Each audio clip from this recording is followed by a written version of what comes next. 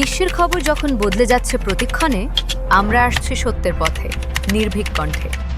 CNW news TV সংবাদ, যেখানে শুধু তথ্য নয়, বিশ্লেষণও সমান শক্তিশালী।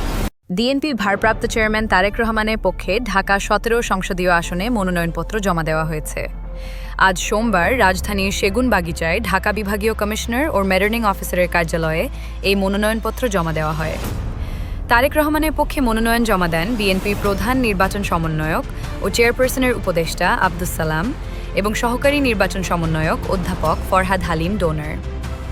মনোনয়ন জমা দেওয়ার পর আব্দুস সালাম বলেন, জনগণ যেভাবে তারেক রহমানকে স্বাগত জানিয়েছে সেভাবেই তাকে বিপুল ভোটে বিজয়ী করবে।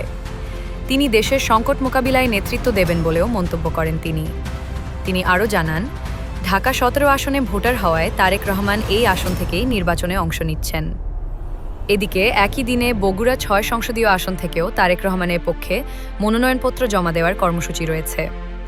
এ উপলক্ষে জেলা বিএনপির নেতারা বগুড়া জেলা প্রশাসকের কার্যালয়ে উপস্থিত থাকবেন।